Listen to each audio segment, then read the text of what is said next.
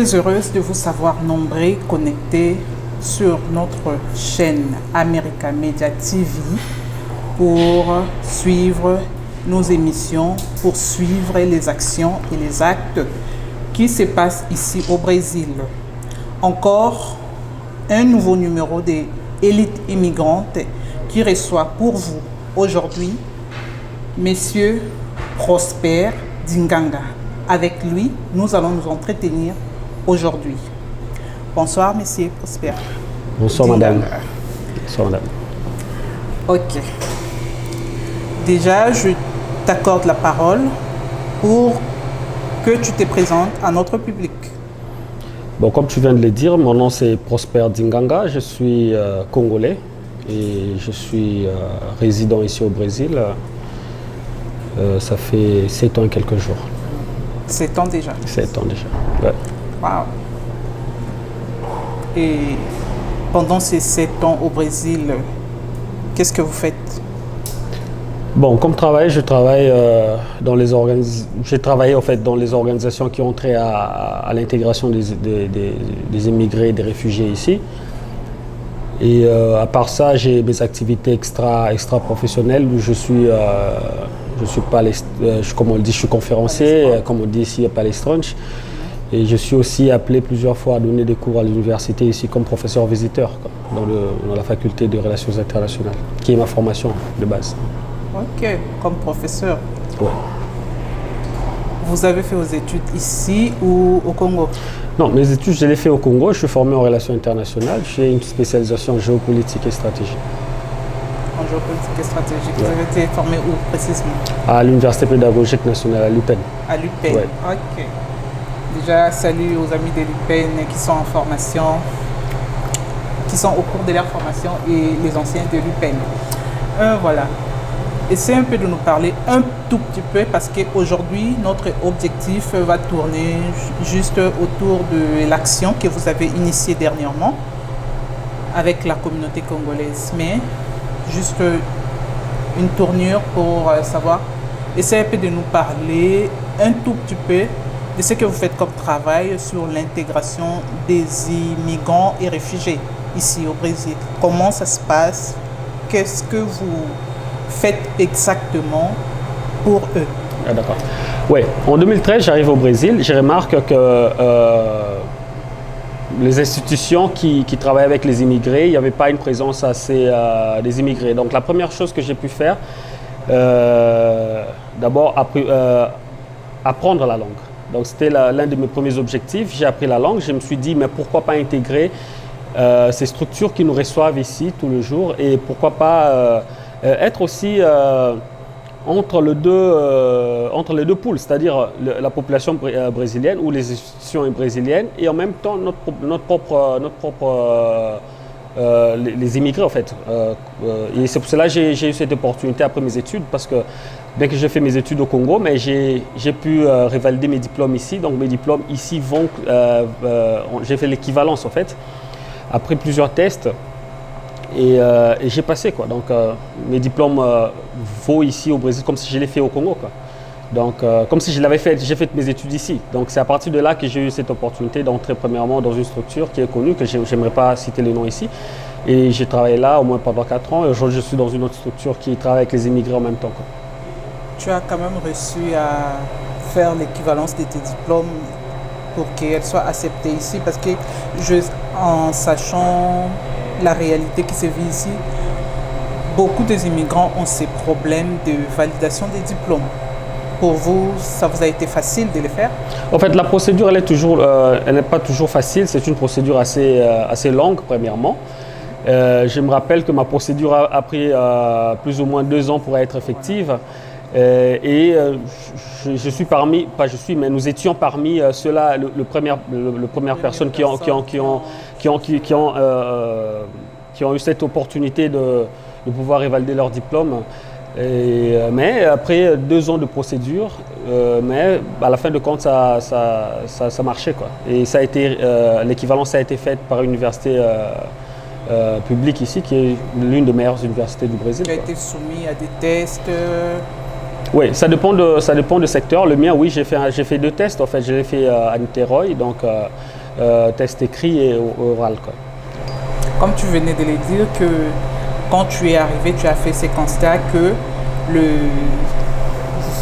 branche qui travaillait pour la cause des immigrants, dedans, il n'y avait pas des immigrants. Toi, tu as cherché à y intégrer. Comment ça s'est passé? C'est toi qui es allé toquer à la porte pour solliciter l'offre, ou il y avait une offre et tu te présentais pour essayer d'arracher cette offre? Bon, premièrement, je suis parti d'une observation. Donc, premièrement, j'ai fait une observation. Je ne dis pas que je suis le premier à accéder. Ici, je suis venu pour parler de moi. Mais j'ai fait une observation qu'il n'y avait pas une présence migrante. Donc, il n'y avait pas, comme ici on dit en portugais, un olhar migrante dentro das instituições. Donc, il n'y avait pas cette perception d'immigration parmi ces institutions qui travaillent avec les immigrés. Mais par hasard, je suis tombé sur... pour répondre à votre question, je suis tombé sur une annonce où ils avaient besoin de gens qui pouvaient travailler avec eux, et j'ai tenté ma chance, et comme j'étais dans les critères, et j'ai eu cette opportunité d'y entrer, et c'est là aussi j'ai appris beaucoup, et j'ai apporté aussi mon regard comme immigrant, ou immigré en fait, comme immigré dans cette structure en fait, et c'est comme ça que ça a tout commencé en fait. Oui, le public va nous comprendre, et c'est juste le jeu de mots. Ici, la langue des Congolais, des immigrants s'habitue plus au mot portugais. Ici, immigré, on dit immigrant. Donc, si ça arrive, donc il faut l'avaler, ça passe. Voilà. Ok. Déjà, je pense que nous allons attaquer l'objectif de notre mission aujourd'hui. Il y a, je crois, ça va bientôt faire une semaine que la communauté congolaise, ses proches, quand je dis ses proches, et les autres communautés africaines, les autres immigrants de l'Amérique latine qui résident ici au Brésil, principalement à São Paulo, ont eu à participer à une action descendue dans la rue pour faire entendre la voix en ce qui concerne la situation de l'Est de la République démocratique du Congo. Et c'est vous qui était l'initiateur de cette action. Ma toute première question en ce qui concerne cela, je veux savoir quelles sont les motivations qui vous ont animé à initier cette action. Ouais, premièrement, j'aimerais rectifier un truc. Ce n'est pas la communauté congolaise qui est allée à la rue, ce sont les Congolais qui sont allés à la rue.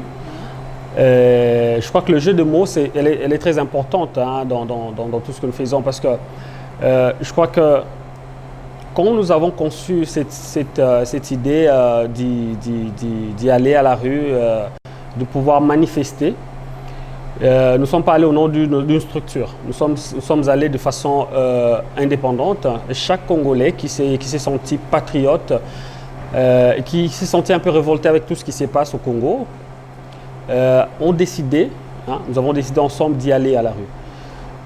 L'idée, elle est venue de moi, bien sûr, comme vous venez de le dire.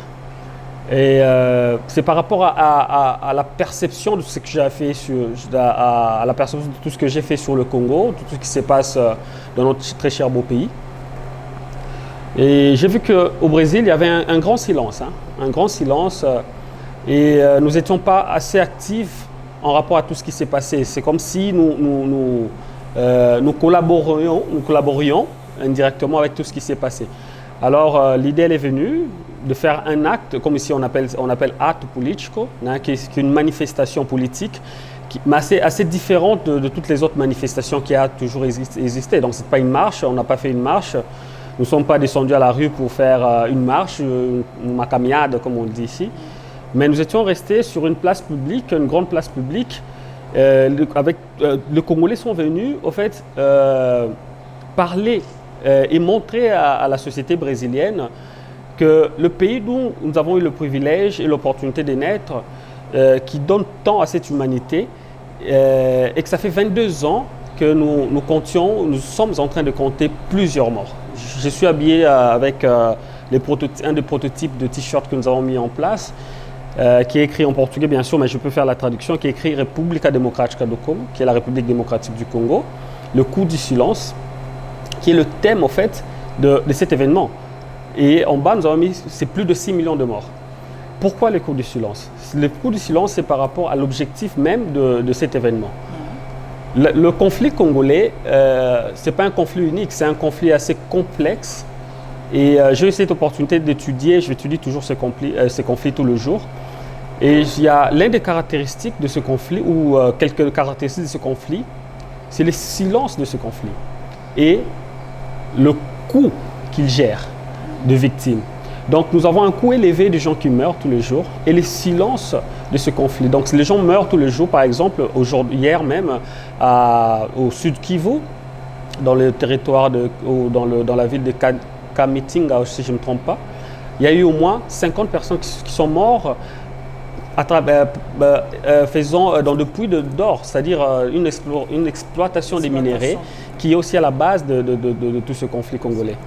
Alors, justement, nous avons choisi ce mot, le coup du silence, c'était parce que nous voulions montrer à ce monde, au monde, et principalement ici au Brésil et à Sao Paulo, que nous, Congolais, nous laissons nos vies, nos frères, nos sœurs meurent tous les jours pour que nous puissions avoir accès à des équipements électroniques et ces minéraux sont à la base de la fabrication des équipements électroniques. Donc nous sommes allés à la rue justement pour crier là, notre rage. Tu attaques déjà ma question que j'allais savoir, l'objectif de cette descente à la rue. Donc vous avez pensé de descendre à la rue, pourquoi? Justement, nous sommes descendus à la rue justement pour briser ces silences. Hein. Donc nous avons voulu briser le silence qui a toujours existé. Hein. Pendant des années, pendant 22 ans maintenant, les gens, quand on parle du conflit, et surtout quand les médias traditionnels parlent du conflit congolais, les gens parlent comme si c'était un conflit ethnique ou tribal. Nous qui sommes congolais, nous savons que le conflit congolais, il y a une perception un petit peu, mais elle est très minime dans le plateau de l'Est du Kivu, par exemple, avec les Banyamulenge et consorts, avec les ethnies locales, les autochtones, comme l'a dit, les Bafulero, les Baovira et consorts. Mais le conflit congolais n'est pas un conflit à caractère ethnique, c'est un conflit à caractère économique et où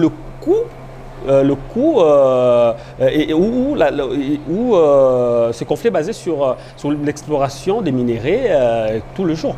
Donc c'est pour cela l'objectif principal, c'était aller à la rue, pouvoir se faire des alliés, pouvoir dire à la population brésilienne, nous sommes là, nous venons du Congo, c'est notre très cher pays. Et si vous avez par exemple votre portable, si vous avez votre caméra, je sais pas, vous avez votre PlayStation, sachez-le que ce sont des femmes qui sont violées au Congo tous les jours. Ce sont les gens qui meurent, les massacres en répétition et nous ne pouvons plus accepter. Et nous sommes à la rue, nous sommes descendus justement pour pouvoir appeler cette population à s'allier avec nous. Et c'est pour cela, pour répondre à ta question, c'était l'objectif principal de cette activité politique qui n'était pas une marche. Et comment ça s'était passé sur terrain pour passer ces messages? Vous avez utilisé des mégaphones, vous avez distribué des tracts avec informations écrites dessus, ou vous faisiez l'action d'interpeller des gens qui passaient dans la rue pour leur passer cette information? Comment ça se passait exactement quand vous étiez sur terrain ce jour-là? Très belle question, merci. D'abord, cette action a été différente. C'était un acte qui a été une manifestation assez différente de ce que souvent les gens voient. Donc, il y a eu une présentation. Ici, on dit performance artistique. Donc, il y avait une performance artistique à travers un de Congolais tombé aussi qui, à travers son art, il a montré réellement ce qui s'est passé en République démocratique du Congo. Donc, d'abord, nous étions assis par terre, nous étions habillés tout en noir. J'ai même répété la même tenue que j'étais. Nous étions assis par terre. Pourquoi par terre? Parce que nous, en Afrique, et principalement au Congo, quand nous sommes en deuil, nous nous asseyons par terre. Hein. Alors souvent ce sont les femmes que ça s'assoient par terre, mais nous voulons aussi se mettre à la place de femmes, parce que nous avons eu le privilège de naître dans ce même pays où et nous étions par terre justement pour illustrer ces moments de deuil. Et avec un soleil assez accablant, nous étions tous assis par terre. Et après, il y a eu cet artiste Chambouy, que je salue même de loin, et qui a fait sa présentation artistique avec un de ses collaborateurs qui était habillé premièrement avec une tenue d'avocat pour illustrer aussi la présence juridique de ces conflits, parce que nous sommes ceux-là qui croyons à une justice, parce que toutes ces victimes doivent être justifiées. Hein. Alors, dans sa tête, il avait mis, son visage était couvert avec le drapeau congolais, et Chambouy était habillé en tenue, un tenue différent qui était le mélange de papiers journaux, hein, qui symbolisait la presse, le silence de la presse, et aussi avec les dispositifs électroniques, c'est-à-dire les téléphones, les tablettes et tout ça qui était collé ensemble avec le son. Donc c'était justement pour illustrer, et c'était un acte assez... c'est pour ça que je t'ai dit que c'était un acte assez différent, hein, ce n'était pas ce qu'on voit tous les jours, mais nous avons voulu montrer cela à travers aussi de l'art. À travers notre propre culture, nous étions assis par terre, et c'est justement pour montrer ça. Donc c'est de cette façon-là que nous avons fait notre événement, quoi. Voilà, et nous allons laisser un petit moment pour essayer de suivre les images de l'action de la dite journée, comment ça s'était passé, pour illustrer les images de l'artiste qui a illustré, comme vous venez d'expliquer, et puis l'image de l'avocat qui était habillé en toge et avec le drapeau de la RDC couvert sur son visage.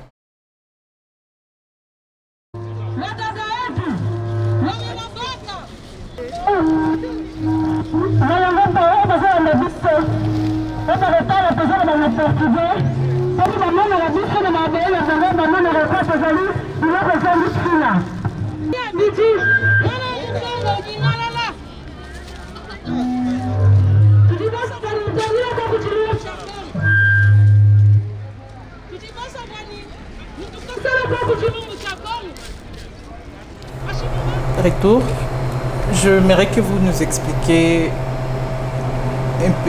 essayez un peu d'amplifier en ce qui concerne, parce que comme vous venez de le faire avec l'illustration de l'artiste, essayez un peu de parler un tout petit peu. Qu'est-ce qui explique la tenue de la toge et le visage enveloppé par le drapeau de la République démocratique du Congo? Oui, je crois que cette question, elle est un peu pertinente, parce que je crois que c'est à Chambouy de répondre à cette question avec quelle est l'idée qu'il a voulu. Mais moi, quand j'ai eu l'initiative de faire cette activité politique, nous avons échangé avec l'artiste, et je crois qu'il a compris ma pensée. Pour remarquer en tenue de téléphone et puis makila to comprendre que message de baneno au pesa. Tu vois une performance na sala pour na ba massacre oyo ezoleka na Congo, biso tozala victime ya ba minéraux na biso. Ndongo mona nga na yaki na ba journal wana na makila na ba téléphone. Bon, ba journal wana ba ndoko symboliser absence ya media ne media babenga onini ya media absence ya media elobelaka te mpona bamassacre oyo eza na Congo. Journal wana batelefone wana sikoyo elobela sikoyo mpona baminere na biso a partir ya bacoltan na biso, yango wana mundele aza koprofite asala basmartphone sikoyo biso moko toprofitaka nango te. Eza ke biso tokoprofite nango soki bazosomba yango légalement, parce que bango basomba yango légalement te baprofitaka na baguerre wana nde sikoyo bazosomba yango sikoyo bazosomba yango baratu, donc moins cher na ndenge moko ya fraude. Sikoyo na ndenge ya fraude wana sikoyo fo bato bakufa na ba innocent, yango moni bamakila wana partout na nzoto ezosymbolize eloko wana. L'illustration de l'avocat, oui. ouais, l'illustration de l'avocat, parce que comme je t'ai dit tout à l'heure, comme je sais pas, je t'ai dit tout à l'heure, je suis parmi ceux-là qui pensent qu'il doit y avoir l'installation d'un tribunal, un tribunal international pour le Congo. Et l'artiste en question, après avoir vu les images, vous allez voir qu'il a avec lui un document qui s'appelle le Mapping Report, qui est le rapport mapping, le rapport mapping, qui est un document qui a été élaboré avec les spécialistes des Nations Unies de 1993 en 2003. Et ce document a été mis à disposition du public en 2010. Donc ça fait exactement 10 ans que ces documents ont été mis à la disposition du public. Ces documents, j'ai eu cette opportunité, j'en ai de les lire plusieurs fois. Et c'est un peu ça qui a aussi changé un peu ma perception comme activiste aussi sur la question congolaise. Parce que ces documents, à lire, comme on peut le dire en français, le mot m'échappe un peu, mais il énumère près de 658 crimes qui ont été commis, crimes graves. Quand je parle des crimes, ce ne sont pas de petits crimes, des crimes contre l'humanité, les crimes de génocide, des crimes de guerre. Et c'est un document assez important qui a été mis en disposition par la propre structure que les Nations Unies, mais qui aujourd'hui se trouve bloqué dans le couloir à Genève. Et cette illustration d'avocat, c'était justement parce que nous avons besoin que toutes les victimes congolaises puissent être justifiées à travers du justice internationale. Dans l'installation d'un tribunal international de justice, comme vient l'appeler actuellement aussi le prix Nobel de la paix congolais, le docteur Mukwege, l'installation du tribunal de justice international, du tribunal de justice pour le Congo, va ouvrir la boîte de Pandore, va réellement criminaliser ceux-là qui sont les coupables de tous ces crimes et vont justifier ceux-là qui ont été victimes. Donc nous sommes là justement, comme nos frères et sœurs ne sont pas là vivants pour en parler, nous qui sommes vivants, nous sommes là à militer pour l'installation de ces tribunaux de justice et pour le Congo, le tribunal international pour le Congo. Vous pensez que votre voix sera entendue? Je crois que j'ai une mission, chacun sa mission sur Terre. Le simple fait d'aller à la rue, déjà pour manifester, c'est une voix. Et je crois que pas seulement ma voix, mais la voix de tous les Congolais seront entendus. Donc moi, je fais ma part comme Congolais, comme cette personne qui a cette opportunité, ces privilèges de naître dans le Congo, ce pays si merveilleux. Et je me sens dans cette obligation de faire ça. Et je vous invite aussi à le faire.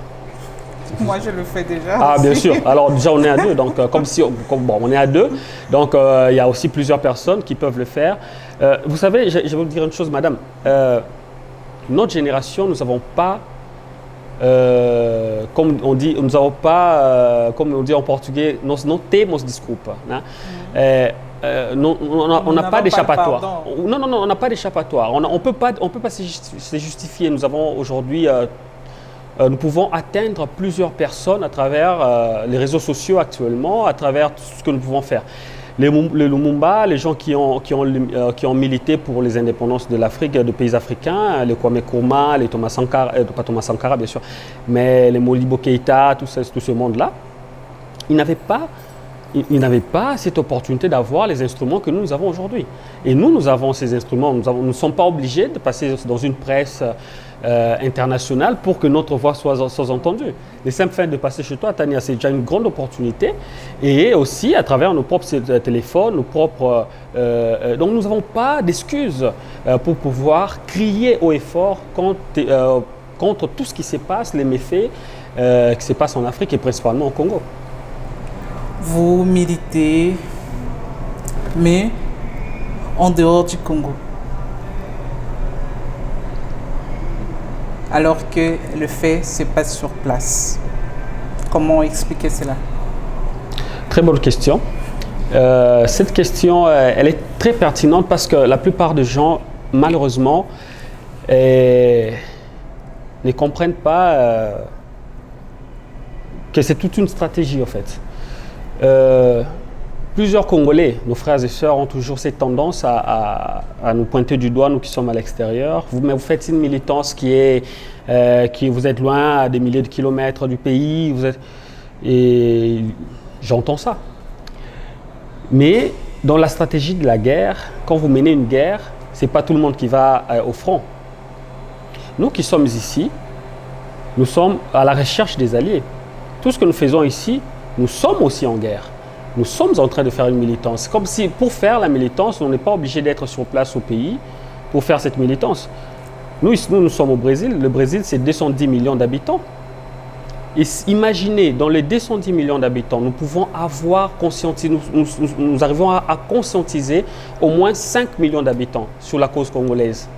Ce sont des alliés importantes que nous sommes en train de faire. Donc, je suis ici, nous sommes ici, en dehors du pays. Nous faisons cette militance, nous faisons cet activisme. Et il y a nos frères qui sont sur le terrain, qui font cet activisme, qui font ce travail, qui sont de crier haut et fort contre les injustices, contre tout ce qui s'est fait. Mais nous aussi, comme ambassadeurs, nous qui sommes à l'extérieur, nous sommes ici pour trouver des alliés. Des alliés qui peuvent se rallier à notre cause. Comme je te l'ai dit tout à l'heure, le peuple israélien, ils l'ont fait, ils le font tout le temps. Partout où ils sont dans le monde, ils sont là, ils parlent de la Shoah, ils parlent du génocide des Juifs. Et nous aussi, nous devons faire la même chose. Nous qui sommes à l'extérieur, notre papier, notre rôle, c'est justement d'appeler à ces populations, par exemple en Amérique latine, l'activisme sur la cause congolaise, elle est encore en retard, elle n'est pas avancée par rapport en Europe, par rapport aux États-Unis, au Canada, donc, ou en Afrique du Sud. Nous ici, nous sommes un peu en retard. Mais nous avons l'une des plus grandes populations mondiales. Donc, à part le Brésil, il y a l'Argentine, il y a le Chili, il y a tout ce monde. Donc, pour nous, c'est un rôle important et nous ne sommes pas obligés de le faire au pays sur place. Le simple fait d'informer une population de 110 millions d'habitants et 210 millions d'habitants, c'est pas une mince affaire. Donc notre lutte, elle est basée sur la stratégie, et ça aussi c'est une stratégie que nous avons adoptée, pas seulement d'être sur place au pays, mais même en dehors du pays, nous pouvons réellement aussi passer notre message et aussi trouver des alliés. Donc ce n'est pas une excuse. Trouver des alliés, c'est bien bon. Mais je veux juste te poser une question. Qu'en dites-vous de ces Congolais ou de ces personnes en dehors du Congo qui se disent que les problèmes du Congo, ce sont les Congolais eux-mêmes? Quand je dis les Congolais eux-mêmes, je vois les politiciens congolais qui sont au nœud de ces problèmes, qui sont à la base de ces problèmes. Madame, le conflit congolais, ce n'est pas un conflit facile à comprendre. C'est un conflit extrêmement difficile. J'ai eu ce privilège d'accompagner ce conflit. Je ne peux pas tirer la responsabilité du gouvernement, de nos gouvernements, de politiciens congolais, bien sûr. Nous sommes tous noyés dans ces conflits. Les conflits n'est pas seulement externe, mais aussi, nous avons aussi un grand problème avec nos propres politiques. Hein.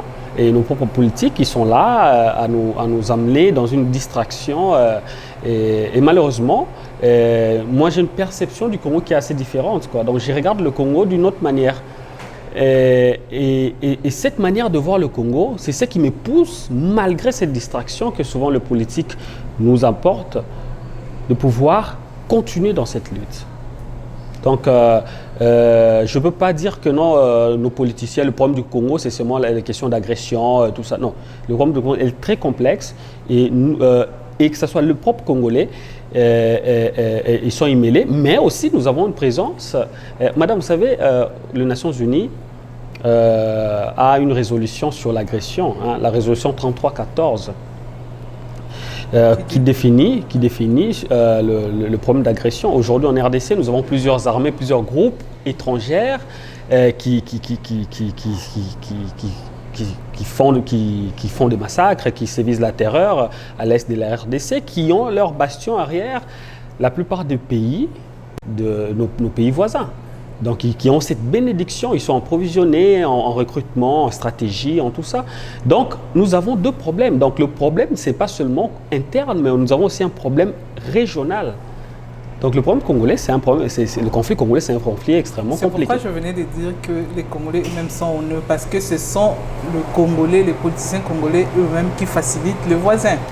Justement, mais nous, notre rôle, c'est ça justement, c'est être sentinelle. Quand nous voyons par exemple nos propres politiques s'amener ou faire des choses qu'il ne fallait pas, nous devons aller, nous devrons essayer de réveiller la population pour dire, oh voilà, pendant que vous êtes distrait à regarder autre chose, voilà que par exemple, il y a eu 35 filles qui ont été violées à l'Ituri, qui sont allées faire pour aller faire un examen, ils ont été violés. Et la dernière semaine, il y a eu 58 personnes qui ont été massacrées. Et aujourd'hui même, hier, vendredi, l'effondrement qui a tué plus de 50 jeunes Congolais. Donc nous sommes là justement pendant que les autres sont distraits et nous devons ça. Le grand problème de nous Congolais, c'est aussi ça. Donc nous sommes plus penchés dans une distraction. Hein. Nous sommes souvent distraits avec les politiciens, avec les personnes, mais non avec les valeurs. Donc nous devons voir plus les valeurs et plus les valeurs de la République. Oui, et quand tu parlais de la jeunesse, un peu distrait, j'allais aussi te poser cette question aussi jeune comme ça pourquoi tu te penches à l'activisme pour militer pour la cause du Congo pendant qu'il y a d'autres jeunes qui s'occupent d'autres choses, qui s'en foutent et surtout que tu es en dehors du Congo. Vous savez l'âge que Lumumba a commencé à militer. Lumumba a commencé à militer moins jeune que moi. Et je crois que tous les grands leaders en fait, dans le monde qui ont fait les grandes révolutions, Thomas Sankara était très jeune aussi. Je crois que ce n'est pas l'âge. Hein. Ce n'est pas l'âge qui est à la base de tout cela, mais c'est qu'il faut le faire. Peu importe l'âge que vous avez 18 ans, 17 ans, au moment où vous avez une perception, vous savez, moi je suis né à Kinshasa, j'ai grandi dans toutes les conditions que tout le monde grandit à Kinshasa, donc pas dans de très bonnes conditions, ma famille ne sort pas d'une famille riche. Et tout ce que nous avons vu quand vous venez dans un pays démocratique, ça vous révolte. Quand vous lisez ce qui se passe dans votre propre pays, c'est pour ça que je dis le grand problème de la jeunesse congolaise, c'est que nous n'avons pas aussi accès à l'information correcte, à la bonne information. Parce qu'après tout ce qui se passe dans notre pays, et nous avons toujours tendance à penser que le Congo, c'est Kinshasa. Non, mais le Congo, ce n'est pas Kinshasa. Le Congo, c'est le 2 345 000 km².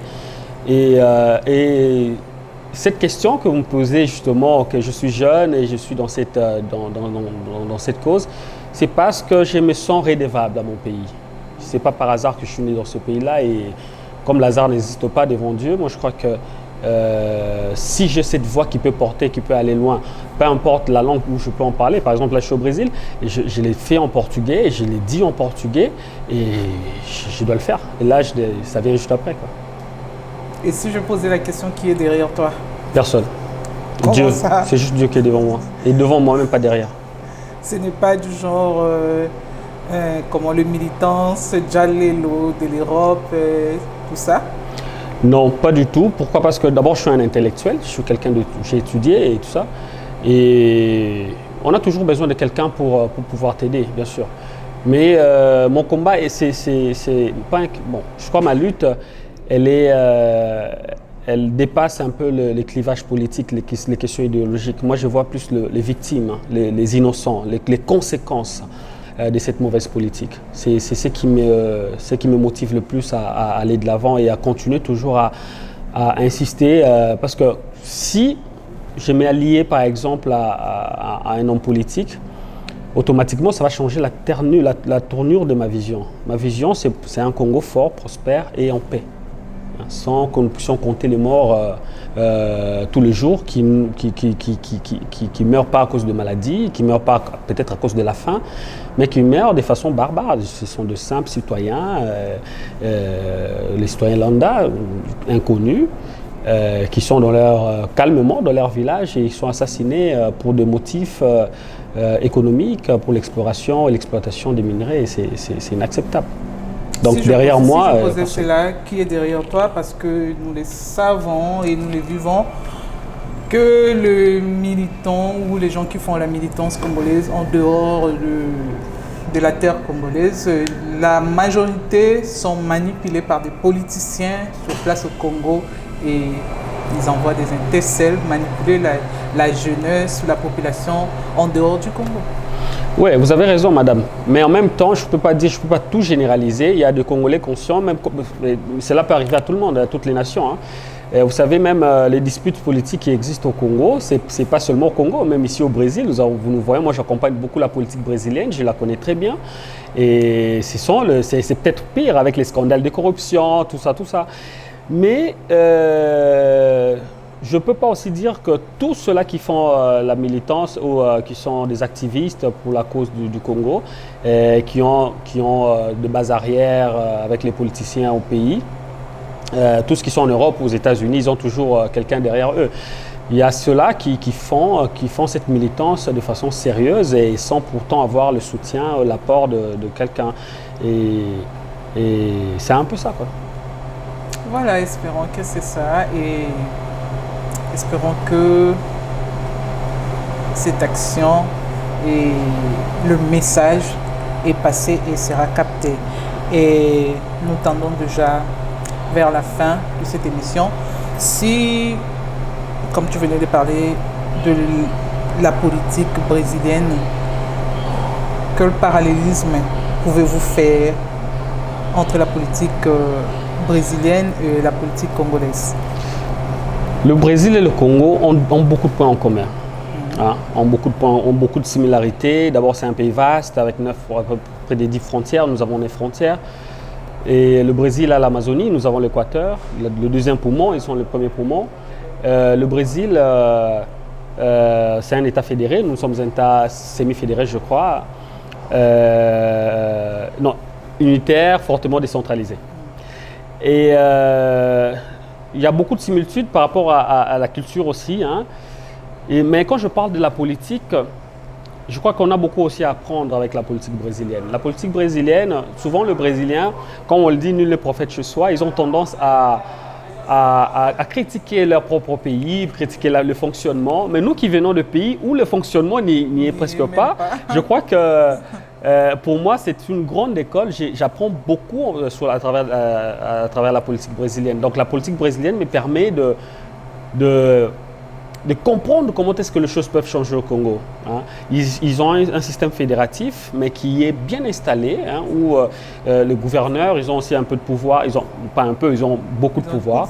Mais malgré ça, c'est le respect de la loi, le respect, ici au Brésil, on dit, au Brasil, o Estado Democrático de Direito, donc l'état de droit et de démocratie, et on les sent réellement ici. Peu importe le clivage idéologique, politique actuel, mais on sent que réellement les choses fonctionnent. Il y a un grand respect de la Constitution et un grand respect, c'est pas par hasard, c'est pas un député peut se réveiller le matin et dire bon, on peut changer la tournure des élections, on peut changer la Constitution. Ici, ça ne se fait pas comme ça. Dans le judiciaire est séparé du politique et du législatif, de l'exécutif et du législatif. Et j'aimerais que mon pays un jour puisse arriver à ce point que, par exemple, le pouvoir exécutif ne peut pas influencer le pouvoir judiciaire et ainsi que le pouvoir législatif, quoi. Que l'effectivité de ces trois pouvoirs puisse être mise en place de façon correcte. Ok. Je pense que nous tendons vraiment vers la fin. Nous allons laisser à la régie de balancer les interviews de amis qui étaient sur terrain avec vous ces jours-là pour que le public puisse entendre qu'est-ce que eux aussi ont lancé comme message au travers de cette action. Les lobbies sont communauté congolaise, tosangane pour dénoncer silence, il y a des morts, ils ont les caïpans au Congo. Pour objectif na biso eza que bato nyonso bayeba makambo nyonso ezoleka na silence na République démocratique du Congo. Des manifestations malgré la pandémie, tosali manifestation pour informer la population parce que les médias internationaux balobelaka mpona makambo biso ya Congo te de biso moko soki biso moko tolobi te moto mosusu akolobela biso aza te. Présence ya biso ezalaki ya po toza matanga na bandi boyebi biso ba Congolais précisément to ba soki to kufeli to lataka moindo mama balalaka na se to lelaka Alors comme Tobungisi plus de 6 millions de Congolais, alors biso nous sommes Congolais réunis à São Paulo, tosangana kito Coca-Cola kisa paswana batu oyo basiko kende. Pona kolakisa mokilikie, soki biso bana Congo to telemite motote mais la biso azalité. Yango tosangana ki awa na Largo de Batata na São Paulo. Pona kotombo la drapeau ya République démocratique du Congo. Pona kolakisa matanga mawa otoza nango. Mboka na biso ezana passe plus de 20 ans. Média ezolobela vraiment te pona mboka Congo. Mais tandis que batu nyonso bazotambola na Congo na maboko na bango. Bazotamba ba téléphone, ba tablette, ba notebook. Yango moto ça qui acte politique, acte symbolique oyo na Largo de Batata. En tant que femme, en tant que moisi, sachant que moisi nde azali grande victime ya makambo toye kotelemela awa, nakovanda te. Nakovanda kimia te, nakokanga misu te, nakolala te. Ntango nayebi ke ndeko mwasi mosusu azosouffrir, ntango nayebi ke ndeko na ngai, mama na ngai, leki na ngai, mwana na ngai, tata mwasi na ngai, semeki na ngai ya mwasi azosouffrir, aza kaka neti ngai. Eza pasi na motema. Soki totali ebele ya bato bazokufa na mboka na biso, likolo ya baminere oyo, likolo ya baconflit armé oyo, la plupart ya souffrance ezokoya mingi na mwasi. Mwasi mpona nini? Mwasi azozala violé, mwasi na este lelo tokoma na bana ebele bazanga batata parce que bazwi baproblème ya baviole. Tokoma komona basi bazokoboma basi bazwi yo mwana ya 9 ans, yo mama mobimba mwana no ya 9 ans baka kotia ye na exercice na champ de bataille. Wana eza nini koboma mwasi? Merci. Problème oyo toyeli awa eza logo de batata, toza na espace ya logo de batata. Toyeli mpona toyeli manifestation, toyeli place oyo mpona bacrime makambo esalema na violence oyo ezosalema na mboka na biso, bazoviole bamama, bazoviole bana. Alors matanga wana toza nango yango toyeli kokuta na place oyo mpona kolakisa ezala la communauté internationale, ezala ba européenne, injustice oyo baosala biso na basi, bazoboma biso, bazovioler biso na toutes sortes. Alors pasi wana oyo toyokaka oyo mama aboti mwana ye, yango toyei kosanga na place oyo mpona kointerpele mpona kolakisa bango ke mwasi azali mpe mutu oyo il faut barespecte ye, il faut baarrete nyonso baviolence nyonso batuerie nyonso oyo baosala na mboka na biso, puisque sa mboka na biso wana baza eloko te. Mboka na biso eza na bomengo nyonso bazoya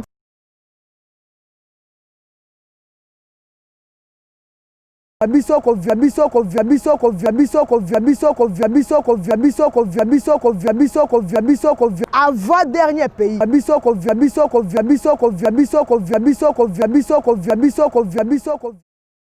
Et voilà, Monsieur Prosper, par rapport à l'action que vous aviez initiée, pensez-vous les refaire ou pensez-vous initier d'autres actions qui vont au même sens? D'abord, premièrement, cette action, c'était une action un peu plus différente de ce que j'ai déjà toujours fait, quoi. Donc j'ai toujours, pas toujours, mais pour la plupart du temps, j'ai toujours fait animer des grandes conférences ici, où je parlais de ces grands thèmes assez pertinents sur le Congo. Mais c'était juste pour une catégorie de Brésiliens, donc les Brésiliens de classe moyenne élevée, et ceux-là qui sont à l'université. Et cette action, c'était une action assez différente, mais c'est l'avenir seulement. Comme l'avenir ne nous appartient pas, appartient à Dieu, et c'est Dieu qui va définir si nous allons encore continuer avec ces actions. Mais ce n'est pas une première, c'est une action différente, mais ce n'est pas une première que nous avons fait. Nous l'avons fait déjà sur le niveau académique, comme on le dit ici, dans les universités, dans des conférences, et maintenant nous sommes un peu sur le terrain. Et nous allons voir si nous allons continuer avec ça, mais seulement l'avenir, Dieu seul sait. Ok, peut-être un dernier mot pour clore à notre entretien d'aujourd'hui. Grand merci à vous, à toi, Tania, pour cette gentillesse d'être là et pour pouvoir accepter de faire cette interview avec moi. Et ce que je peux dire à mes frères qui vont suivre, mes frères, mes sœurs qui vont suivre cet entretien, que nous pouvons tout être, mais le Congo ne sortira pas de nous. Donc, peu importe tout ce que nous pouvons être, nous devons toujours avoir un regard dans notre propre pays.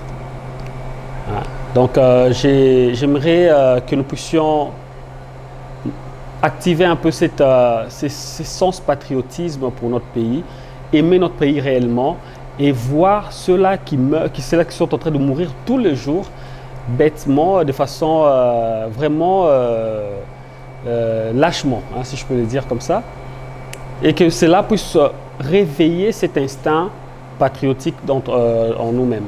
Donc, et partout où vous êtes, vous devrez sortir, vous devrez parler à vos voisins sur la situation du Congo, vous devrez parler aux nationalités des gens qui sont à vos côtés sur la réelle problématique du Congo, et nous puissions réellement aimer notre pays et non seulement voir les politiciens. Parce que voir les politiciens fait à ce que nous puissions désister, fait en sorte que nous puissions nous fatiguer de la situation du Congo.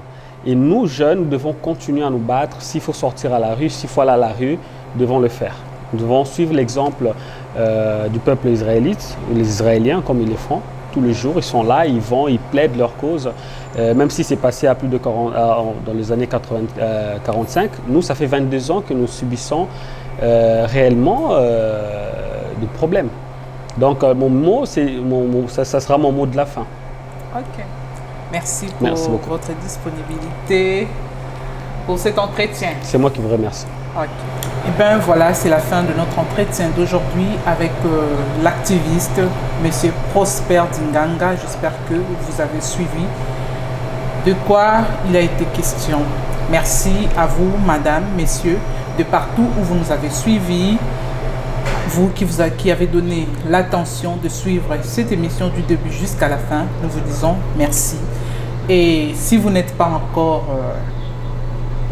inscrit ou connecté sur notre canal YouTube, je vous invite à vous inscrire pour ne pas manquer de nos émissions, nos différentes émissions que nous lançons, que nous diffusons ici dans notre chaîne America Media TV, l'émission Élite immigrante comme celui d'aujourd'hui et l'émission Masolo Yamboka. Alors, inscrivez-vous sur notre canal America Media TV et là, vous commencerez à recevoir les annonces de nos émissions, les annonces des actions de notre canal America Media TV qui met à votre disposition de savoir et de connaître toutes les actions, les actes, les événements qui se passent ici au Brésil, pas seulement à São Paulo, mais les jours qui viennent, vous aurez à suivre aussi des actions, des émissions, des invités de villes différentes du Brésil. Merci à, je dis encore merci pour finir cette émission, je dis merci à Madame Péji Ngoma depuis Paris, la maman de Jessie Leslie, qui est notre fidèle incontestable. Alors, ciao. Retrouvons-nous prochainement. Incontestable. Alors, ciao. Retrouvons-nous prochainement.